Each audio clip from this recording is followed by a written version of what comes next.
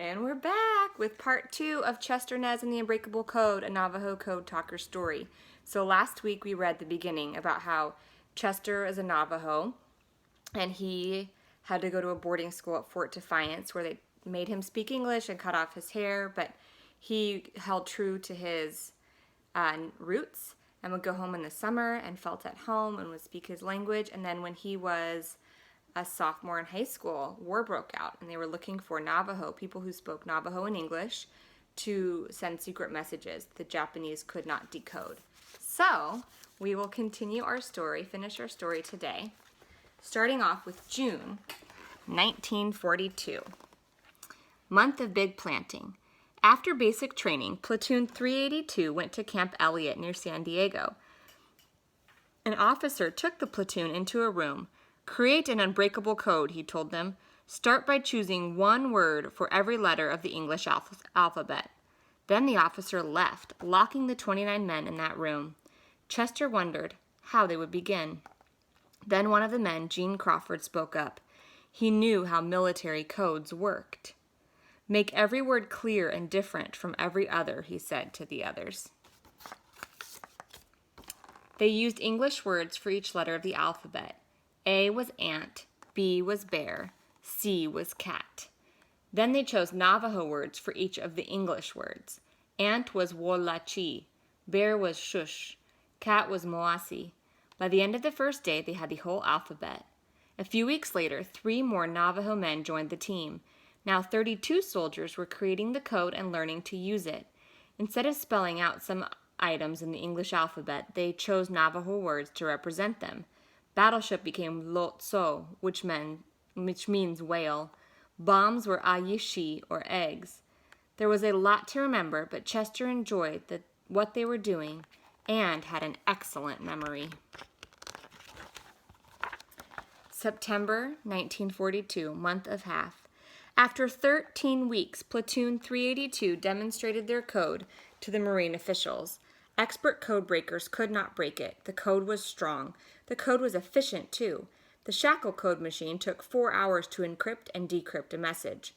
Navajos could send and receive in less than 3 minutes.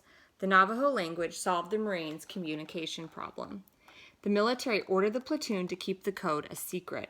Only commanders and officers knew about the Navajo code. 2 men stayed behind to teach new Navajo recruits, while Chester and the rest of the code talkers shipped out to the Pacific. The time had come to use the code in battle. When the boat reached the island of Guadalcanal, Chester and his partner, Roy Begay, waded ashore. They dug a foxhole in the sand, and then they were ready. When a runner handed them their first message, they radioed it to 2 code talkers on the ship offshore. Be na ali tsosi, enemy. Ak na astoni ato, machine gun, nest. Nish na ji go da di kad, on your right flank. Ah deal tahi, destroy. Minutes after their message was received, artillery fire hit the machine gun nest. Chester shouted, "You see that?" Their Navajo code was working. Chester and the other code talkers sent messages on Guadalcanal for many months until the Japanese were defeated. Then they were sent to other islands in the Pacific. The soldiers saw terrible things in combat. They dodged artillery fire, witnessed explosions, and watched men die. Chester was worn out and ill, but kept working. Every day he prayed in Navajo using corn pollen from his medicine bag. The Navajo way gave him strength and helped him survive until he could go home. January 1945, month of Small Eagle. Chester was finally home, but he'd seen too much death. He felt at times he was dead too. Chester could not tell anyone, even his family, about the Navajo code. It was still a secret. Keeping that secret brought back the loneliness that hurt so much when he first went to school. Chester's family knew he needed help. They arranged an enemy way, a 4-day-long ceremony to help someone exposed to the evil of war. This ceremony was also done for children returning from boarding schools like Fort Defiance. Chester knew that being at school, with its military structure and harsh discipline, was similar to enduring war. The ceremony restored Chester to the trail of beauty and the right way. He no longer dreamed of war. September 1945, month of half. 8 months after Chester came home, the Japanese surrendered and the war was over. The Navajo Code had been vital to the war effort. Code talkers had served with every Marine unit. By the end of the war, more than 400 Navajos had served as code talkers. They had been told in school that their language was no good, but they had proven that wasn't true. The Navajo Code helped win World War II.